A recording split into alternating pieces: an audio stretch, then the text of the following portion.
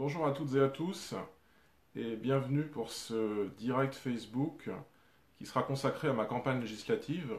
Je vous ai demandé de me poser toutes vos questions pour vous éclairer sur ma campagne, sur mes engagements de campagne, sur la manière dont je mène campagne. Et vous m'avez donc posé un certain nombre de questions. J'espère que pendant cette demi-heure qui va venir, je pourrai vous éclairer justement sur quel est le projet que je propose pour cette circonscription. Donc, cette circonscription, c'est la 8e de la Loire-Atlantique, la région nazérienne et d'autres communes. C'est dans cette élection que je suis candidat et j'ai un message à faire passer, le message de la France. Je suis, vous le savez, le candidat de Marine Le Pen, et ça ne vous a pas échappé, je crois, puisque, au vu de certaines questions, il n'y a aucun doute sur le fait que je sois le candidat finalement des patriotes, aux côtés de mes camarades, les 572 autres candidats du Front National. Alors, j'ai vu tout d'abord la question de Fernand de Savenay qui me demande Bonjour Gauthier, quel sera ton premier projet de loi à l'Assemblée nationale? Alors, quand je serai élu député, mon premier projet de loi à l'Assemblée nationale, ce sera un projet de loi relatif à ce qu'on appelle la priorité nationale, qui, vous le savez, est un des grands thèmes fondamentaux du Front National de tout temps. La priorité nationale, c'est simplement rendre les Françaises et les Français prioritaires dans l'accès à trois choses essentielles qui sont le logement, la protection sociale et l'emploi. Donc je ferai une loi non seulement pour que ce principe de priorité nationale, qui pour l'instant est interdit, devienne une réalité politique et donc institutionnelle, mais je ferai également en sorte que ce principe soit constitutionnalisé, qu'il soit inscrit dans la constitution de notre République, dans le marbre en quelque sorte, que ce soit du définitif, du solide. C'est ce qu'a proposé Marine Le Pen parmi ses engagements de campagne, c'est ce qui m'a bien plu, il me semble même que c'était peut-être... je faudrait vérifier, je me demande si ce n'était pas l'engagement numéro 1. En tout cas, c'était dans les premiers des 144 engagements de campagne. C'est ce qui m'a bien plu chez Marine Le Pen, cette manière de ne pas simplement être dans l'effet d'annonce. Mais quand on dit qu'on va constitutionnaliser la priorité nationale, ça donne du corps à cette proposition en quelque sorte. Et c'est ce qui moi, me plaît d'autant plus. Alors... j'ai également eu une question de Freddy de Montoire concernant le détachement des travailleurs. Bonjour Monsieur Boucher, comment ferez-vous pour abroger la directive Bolkestein, donc ce détachement des travailleurs étrangers, à l'Assemblée nationale alors qu'elle est européenne, la directive? Comment je le ferai? Eh bien précisément, je ne compte pas le faire à l'Assemblée nationale. Ça ne peut pas se faire sans qu'il y ait une action par le haut en quelque sorte. Ça serait naïf que de croire l'inverse. Ce que je ferai, c'est que j'ose espérer que soit nous aurons la majorité parlementaire au soir du 18 juin, soit nous arriverons au pouvoir en 2022. Et alors, nous sortirons intelligemment des institutions européennes et des directives européennes qui malmènent toutes nos souverainetés et qui font que, en France et dans d'autres pays d'Europe d'ailleurs, les travailleurs sont concurrencés. Et qu'en France, nos travailleurs sont concurrencés par une main-d'œuvre qui ne pose pas de problème en soi. Ce sont des gens tout à fait sympathiques, mais si quand même. Ils posent tout de même un problème vis-à-vis des salaires de nos nationaux, des acquis sociaux de nos nationaux, et puis de notre système de protection sociale. Puisque ces travailleurs détachés, souvent d'Europe centrale et orientale, ils ne financent pas notre système de protection sociale, puisque leurs cotisations, elles retournent dans leur pays d'origine, en Estonie, en Pologne, etc. Moi, ces travailleurs, je les vois tous les jours, hein. Ils sont, encore une fois, très sympathiques. J'ai pas de problème humain vis-à-vis d'eux, ni mes camarades du Front National. On les voit tous les jours dans les rues, avenue de la République, à côté de chez moi, traîner autour du paquebot. Et voilà, ils vont dans les supérettes, ils font leurs courses. Très bien, ils ne posent aucun problème. Mais, si vous voulez, c'est comme l'immigration et les immigrés. Pour nous, les immigrés ne sont pas le problème, ou en tout cas pas le problème principal, mais l'immigration, lui, est un problème qui peut paraître insurmontable si aucune politique n'est entreprise. Eh bien, c'est pareil avec les détachés. C'est pas tant contre les détachés que nous en avons que contre le principe du détachement. Même si on nous explique que les Français profitent eux aussi du principe de détachement. Sauf qu'il y en a quand même qui profitent plus que d'autres. En gros, les pays d'Europe centrale et orientale, ce qu'on appelle les PECO, ils profitent à fond du détachement des travailleurs. Les Français en profitent à la marge, c'est vrai, mais c'est quand même plutôt les Français, notamment les travailleurs français les plus modestes, comme ici au chantier naval de Saint-Nazaire, qui pâtissent de ce système. Donc cette directive, il faudra l'abroger. Et je suis bien d'accord avec vous, Freddy, sur le fait que, bien sûr, ça ne se fera pas à l'Assemblée nationale. Même si nous pourrons déjà à l'Assemblée nationale, et je pourrais, et je proposerai des amendements, des amendements de pure forme si nous n'avons pas la majorité, mais qui seront tout de même votés par nos députés Front National. Et puis ils seront rejetés par le gouvernement qui nous invoquera la libre concurrence non faussée de l'Union européenne, qui est une vaste blague, vous savez. Et puis, je vois que ce thème intéresse finalement, puisque j'ai eu 2 questions sur le travail détaché. J'ai une question un peu similaire. Quels moyens utiliser pour lutter contre le travail détaché? Finalement, je viens d'y répondre. Les moyens, ils sont par une sortie, encore une fois, une sortie intelligente des institutions européennes. C'est quand même le moyen principal. Alors, je remarque que c'est une question qui revient. Je l'avais déjà expérimenté il y a quelques jours de cela, lors du débat public CarNews, puisque on nous demandait de poser une question. Chaque candidat avait le droit de poser une question. Donc moi, tranquillement, j'avais préparé ma question sur le travail détaché. Ce que j'avais pas prévu, c'est que mon collègue qui était à ma droite, même si c'est mon collègue de gauche, Denis Soctor, avait posé la question. Et donc j'ai dû me rabattre sur une autre question qui était, j'ai posé une question sur le logement social, qui n'était pas moins intéressante. Mais ça veut dire quand même, si dans un débat public, avec une demi-douzaine de participants, 2 personnes parlent du travail détaché, c'est que c'est vraiment une question qui est au centre de la politique locale et nationale. Parce que ça engage encore une fois notre souveraineté industrielle. Donc ça n'est pas anodin. Après, mes réponses, et les réponses de M. Octor, pour le citer, étaient tout à fait différentes. Sa réponse était quasiment une solution européenne. Ma réponse était le protectionnisme intelligent et le patriotisme économique.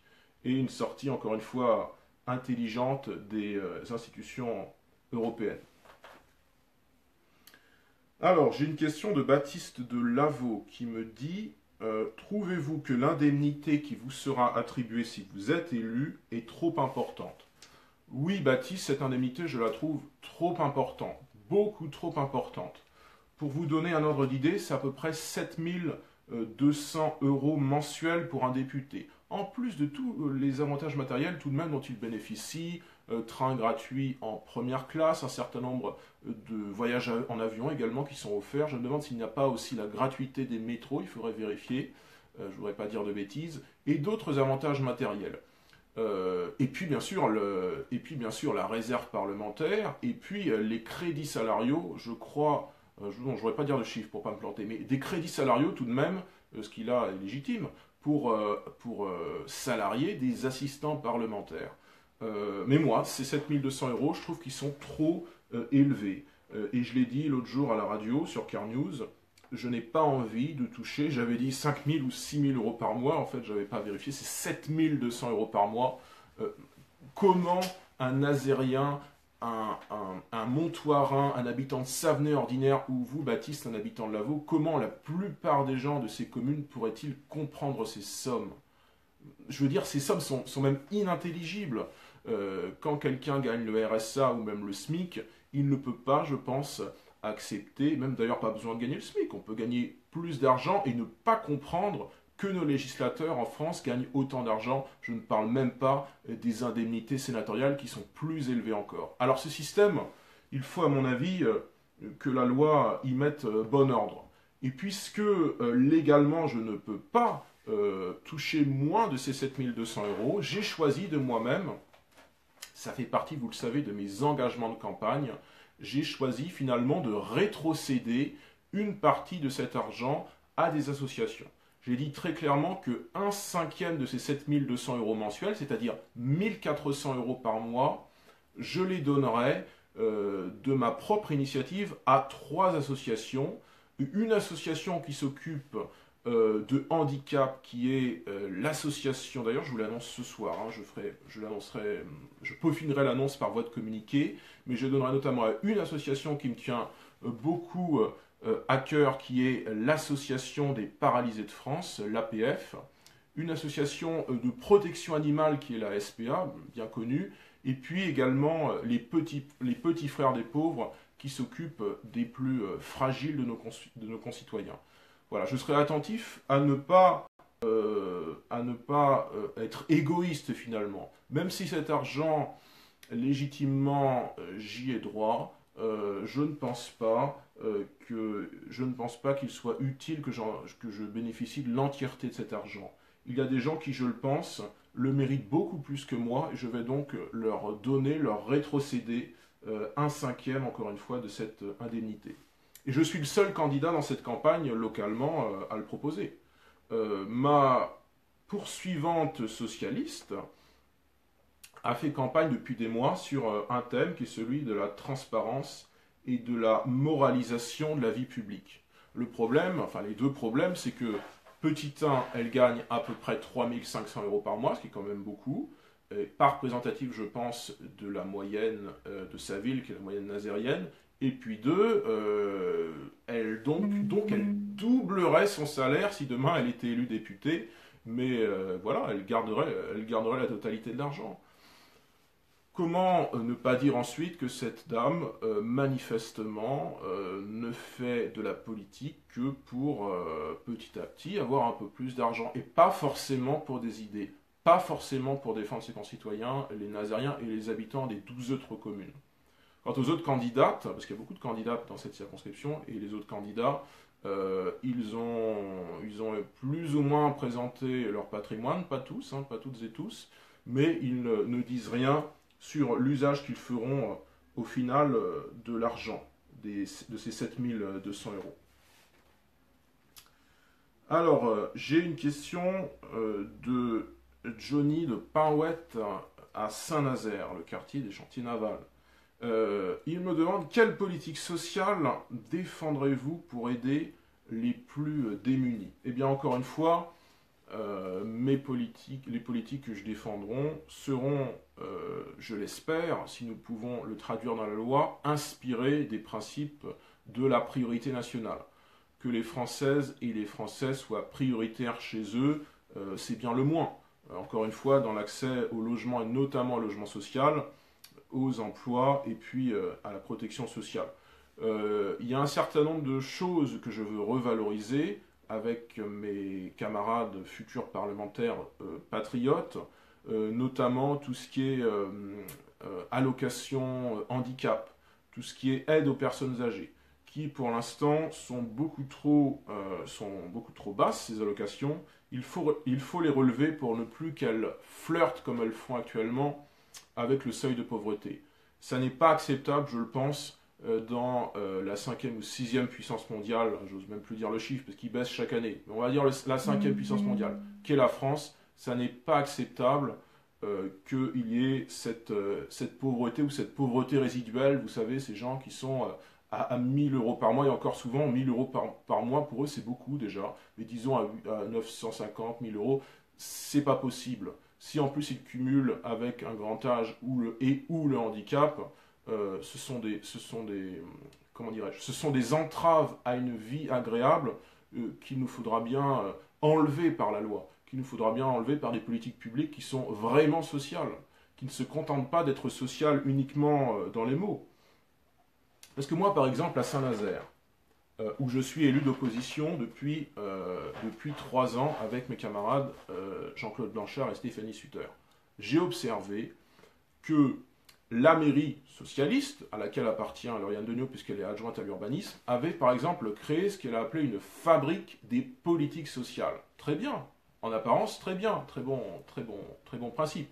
Le petit problème, c'est que l'on voit que dans les acteurs de cette fabrique des politiques sociales, dans les participants, les animateurs, qu'est-ce qu'on trouve? On trouve par exemple une association qui est favorable à l'accueil des migrants.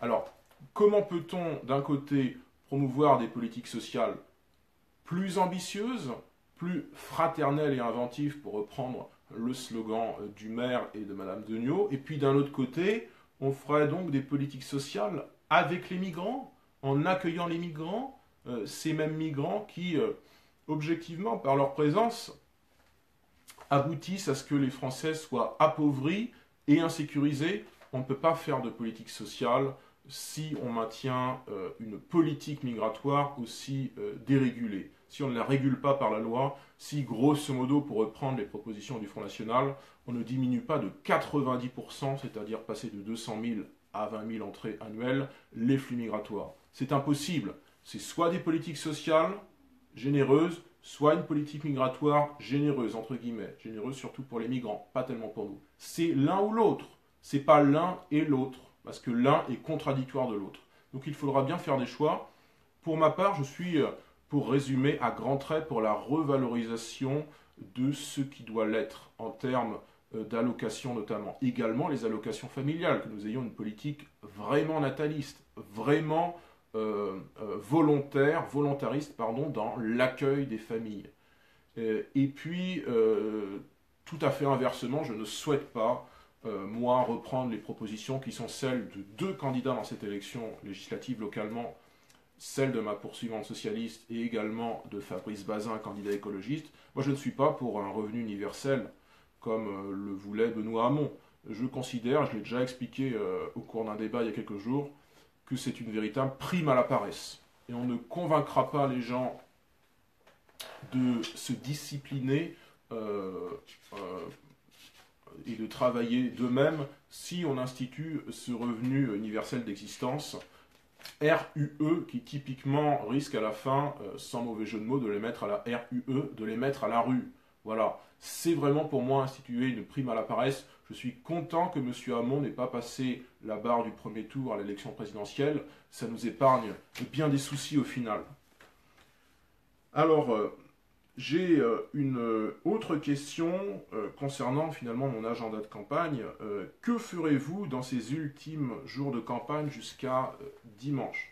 Parce que oui, effectivement, la campagne elle est en train de se... Mine de rien, elle est en train de se terminer. En tout cas, la campagne de premier tour, moi je suis sûr qu'il y aura une campagne de second tour. Mais c'est vrai que jusqu'à dimanche, nous avons beaucoup à faire. Alors c'est pas tout à fait jusqu'à dimanche d'ailleurs, puisque vous le savez, la campagne officielle, elle s'arrête finalement, elle s'arrête samedi, enfin elle s'arrête dans la nuit de vendredi à samedi. À partir de ce moment-là, interdiction de coller des affiches, de distribuer des tracts, et puis interdiction aussi de toute communication numérique. Alors comme vous le savez que nous sommes assez dynamiques sur Internet, sur le numérique, c'est d'ailleurs un peu ce qu'on nous reproche. Eh bien à partir de samedi, d'ici dans les 36 heures qui vont venir, vous ne pourrez plus voir nos communiqués, nos réactions, nos analyses, nos vidéos. Mais on va quand même faire campagne d'ici là, on va quand même mener la campagne. Alors, pour être précis, donc demain matin, nous serons donc jeudi matin, jeudi 8, nous serons présents, notre équipe, au marché de Pertuis-Chaud à Saint-Nazaire et puis au marché de Montoire de Bretagne. J'irai moi-même, Montoire de Bretagne, qu'est-ce que je raconte? Montoire de Bretagne, c'était ce matin, on y était. Le marché de Donge, pardon. Je serai moi-même présent, puisqu'il faut bien mettre la main à la pâte. Et qu'un candidat, tout futur législateur qu'il est, ne doit pas prendre la grosse tête et se dire le collage n'est pas pour moi, le boitage n'est pas pour moi, les tracts, ça n'est pas pour moi. Le candidat, il est le premier à donner l'exemple, à prendre la pile de tracts et à faire son marché le matin, comme je le ferai demain matin, comme je l'ai fait ce matin en me rendant au hall de Savenay, et comme je le fais finalement tous les jours depuis un mois et 2 à 3 jours par semaine depuis 7 ou 8 mois. En travaillant d'abord pour la campagne présidentielle, parce qu'il ne s'agissait pas d'être en campagne législative. C'est ce qu'a fait Madame Degnaud d'ailleurs. Elle était en campagne législative, pas tellement pour M. Hamon, en campagne législative pour elle-même pendant 7-8 mois.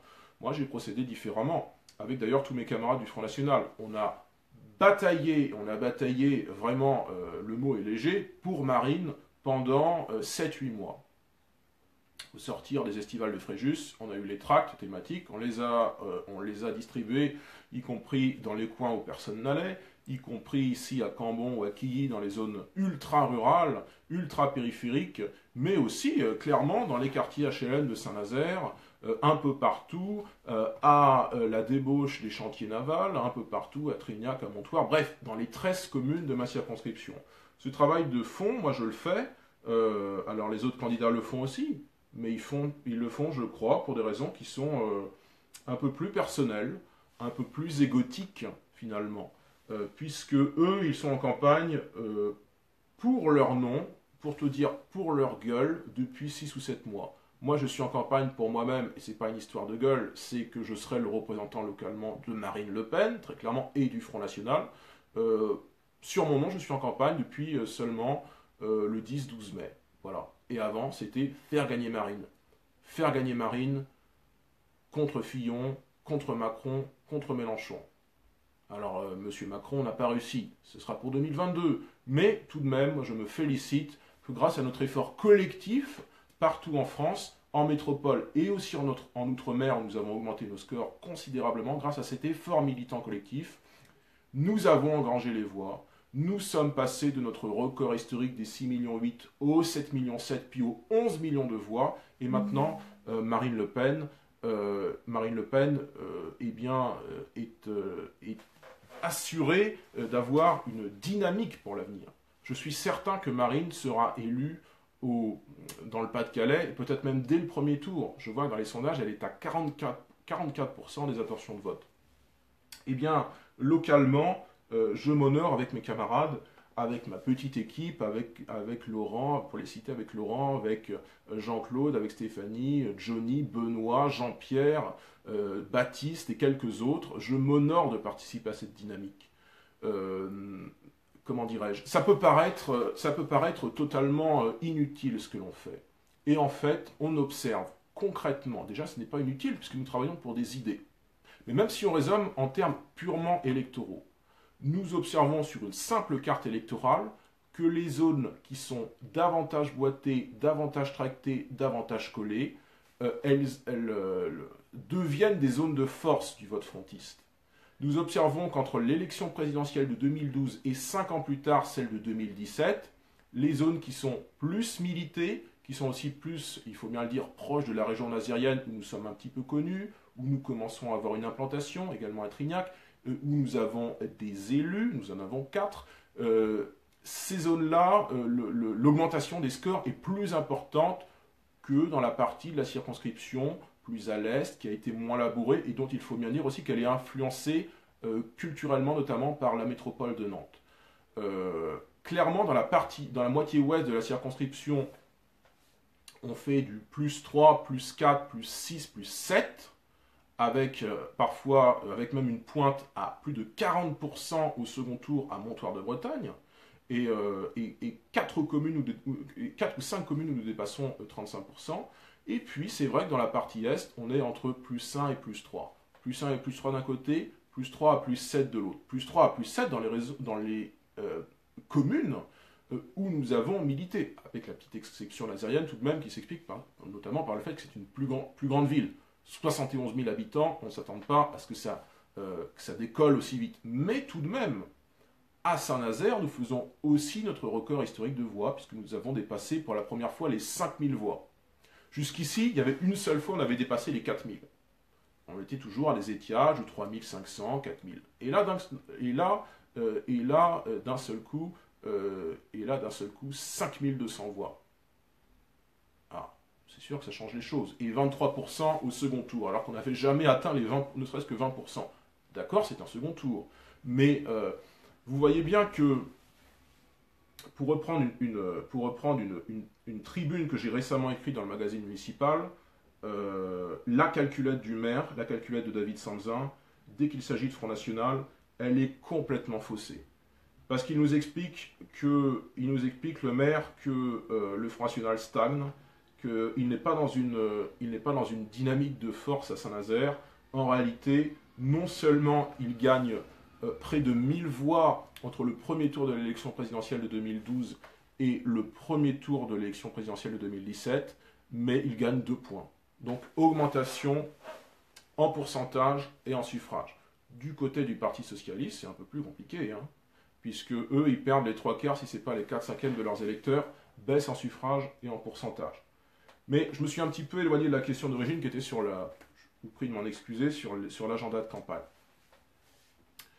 Donc demain, militantisme actif à Pertuis-Chaux et à Donges. Ensuite, dans l'après-midi, vous le savez sans doute, nous avons notre dernière réunion de campagne du premier tour qui est à Donges d'ailleurs. Qui est à Donges, à la Maison des Associations de Donges, rue Évariste Boulet-Paty. J'ai invité pour cette réunion Arnaud Drigné, qui est un des membres du bureau national du FNJ, le mouvement de jeunesse du Front National. Et nous parlerons, tous ensemble, nous parlerons également avec Johnny Masson, qui est le FNJ de la circonscription, de la manière dont nous proposons une autre politique en termes d'insertion professionnelle de jeunesse. Peut-être aussi on parlera d'enseignement supérieur si on a le temps. En gros, puisque nous sommes le mouvement de la jeunesse, puisque les jeunes sont massivement portés sur le vote Front National, il faut être aussi objectif et reconnaître tristement qu'ils sont portés sur l'abstention. Mais ceux qui votent le sont sur le vote Front National. Eh bien, nous les éclairerons, nous leur donnerons les clés sur quels sont nos engagements locaux et nationaux, mais il y aura également des engagements locaux, on a travaillé dessus avec Johnny, des engagements pour la jeunesse, des engagements pour une autre politique qui soit pour le coup, pour reprendre les termes de la mairie de Saint-Nazaire, vraiment fraternelle et vraiment inventive, et pas simplement considérer la jeunesse comme une variable d'ajustement de nos politiques publiques, des petites lignes dans un programme. Voilà, c'est pas notre vision des choses. Il était important, je pense, que le dernier rassemblement de notre campagne parle de jeunesse, parle de nos engagements vis-à-vis de notre jeunesse. Voilà pour la journée de jeudi. Et puis vendredi matin, je serai, comme d'habitude, présent avec mon équipe au Hall de Saint-Nazaire, qui est un petit peu, je ne vais pas dire l'épicentre de cette circonscription, puisqu'il ne faudrait pas que cette élection soit nazéro-centrée, mais tout de même, Saint-Nazaire, 2/3 des électeurs inscrits, il faut bien s'en occuper. Et c'est souvent, comme ça, à 2 jours d'un scrutin, tous les partis sont subitement au Hall de Saint-Nazaire. Les autres semaines, on ne les a pas vus, pas tous vus. Moi, j'ai encore tracté hier, non, c'était mardi, donc hier, oui, au Hall de Saint-Nazaire. On était les seuls. Et quelques jours avant, les Insoumis nous avaient fait la leçon parce qu'il y avait une matinée, on n'avait pas pu se rendre au Hall. Et ben, là, c'est eux qui n'étaient pas au Hall. C'est eux, mais c'est aussi le Parti Socialiste, La République En Marche, les Républicains, les écologistes, qui n'étaient pas présents ce jour-là. Pardon, les écologistes étaient présents. Enfin, en gros, la plupart des partis, des gros partis entre guillemets, si j'aime pas trop ce mot-là, la plupart des gros partis n'étaient pas présents. Qu'ils ne nous fassent pas la leçon ensuite. Puisque déjà, en plus de ça, même si on ne peut pas être présent à 100% des marchés, on est quand même très souvent présent. Et puis, on milite dans l'année. Voilà, notre militantisme au Front National n'est pas électoral. Ce n'est pas que ça. On milite parce que, encore une fois, on a des idées à défendre. On est un peu les seuls sur ce credo de défendre de la politique pour des idées, pas simplement pour des places. Et donc, non seulement nous ne faisons pas de la politique que sur les marchés, même si nous sommes très présents sur les marchés, mais notre présence sur les marchés n'est pas intéressée, je le pense, comme peuvent l'être celles des autres formations politiques.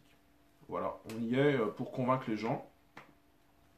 Aussi tout simplement pour leur dire qu'il faut voter, parce que tous nos concitoyens ne sont pas au courant qu'il y a des élections législatives et comment les en blâmer, puisqu'à la fois on ne les incite pas vraiment à voter, et puis il y a cette saturation, cette saturation qu'il y a eu avec les élections présidentielles, cette longue séquence électorale.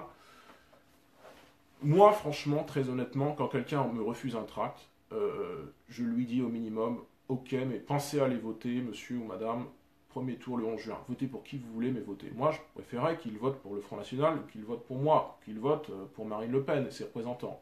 Mais nous sommes aussi, par notre présence très régulière sur les marchés, dans une forme de pédagogie de pédagogie civique. Voilà, par notre présence, nous rappelons aux gens tout ce que nous ne sommes pas, puisqu'on nous dit, les gens du Front National, vous n'êtes pas démocrate. Bah si, on se présente aux élections et on explique aux gens nos orientations politiques, et puis on leur dit qu'il faut voter. On nous dit qu'on est violent, on est souriant. On nous dit qu'on est, comment dirais-je, qu'on est des monstres, on est des gens tout à fait ordinaires. Et je pense que cette présence sur les marchés, comme je le serai encore demain et après-demain, et après c'est la fin de la campagne, elle est de nature à rassurer les gens sur qui nous sommes. Et à leur montrer ce visage qui est le nôtre, celui d'un patriotisme, encore une fois, j'ai pu le dire à un meeting, je crois que c'était un meeting, c'est un peu présomptueux, à la réunion que j'ai faite à Saint-Nazaire le 16 mai, j'ai dit que nous étions un patriotisme social, humain, généreux, populaire. Eh bien, je ne renie rien de ces quatre adjectifs. Plus que jamais, je crois que nous incarnons ce patriotisme, et notamment sur les marchés.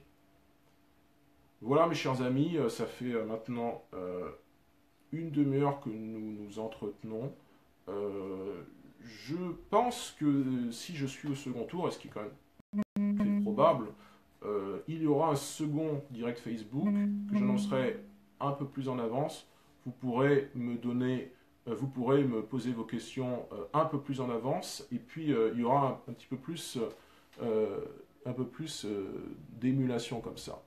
Bah oui, effectivement. Jean-Cyril me dit, les marchés c'est la base, les Français à la rencontre des Français. C'est exactement ça. C'est un peu, on pourrait dire, en concluant, puisque nous sommes finalement les résistants de 2017, les Français parlent aux Français. Et bien, quand nous sommes sur les marchés, nous parlons aux Français.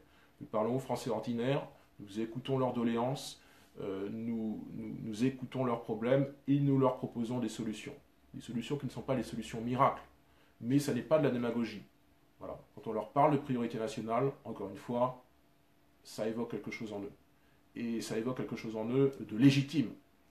Donc, puisque la politique est un art de la répétition, eh bien, nous continuerons à être sur les marchés. Et voilà. Mes chers amis, je vous donne rendez-vous donc probablement la semaine prochaine pour un second direct Facebook. Et d'ici là, je continue ma campagne. Pour ceux qui sont en campagne, que vous soyez militant ou candidat, titulaire ou remplaçant, bonne campagne à toutes et à tous. Et on se mobilise, on y croit, pour le Front National et pour Marine Le Pen. À bientôt.